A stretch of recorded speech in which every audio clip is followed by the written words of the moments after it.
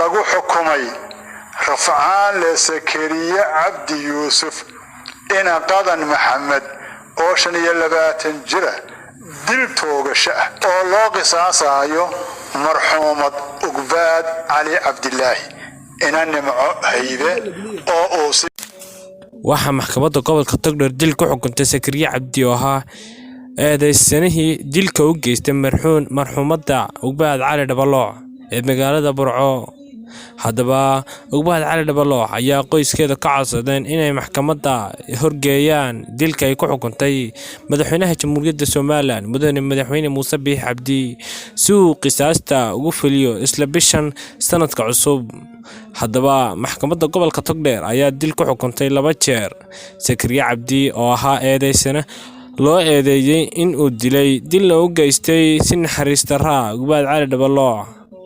haddaba Ugbaad Cali Dhabalooc ayaa qoyskeeda ku dhawaaqeen inay maxkamadda gobolka iyo ta ugu sareysay gudaha Soomaaliland madaxweynaha Jamhuuriyadda Soomaaliland wasiirada diinta waqaafta dhammaan ay ka codsadeen in Ugbaad Cali Dhabalooc ay hesho waajibaadkii ay ku lahayd diinta. haddaba qisaastan ayaa lagu filin doonaa Sakariya Cabdi kadib marka madaxweynaha Jamhuuriyadda Soomaaliland uu saxeexo.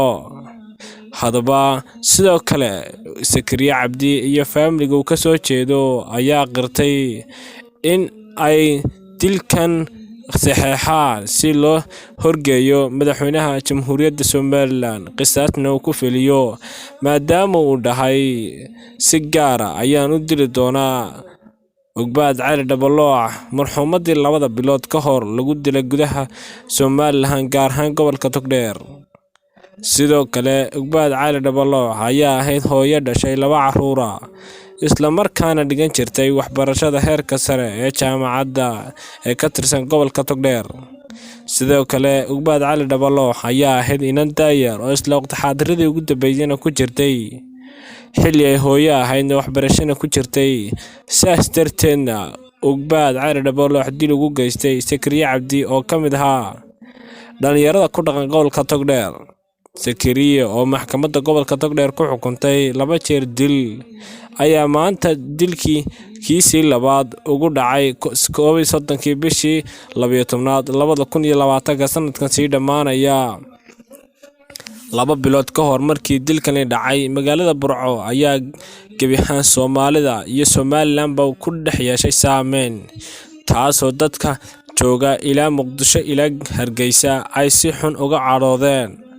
Ugbaad Cali Dhabalooc oo lala xidhiidhay qayb ka mid ah family-geeda ayaa sheegay in ay maxkamaddu maanta dil ku xukuntay Sakariya Cabdi oo ahaa eedaysanihii u geystay Ugbaad dilka sida naxariis darrada.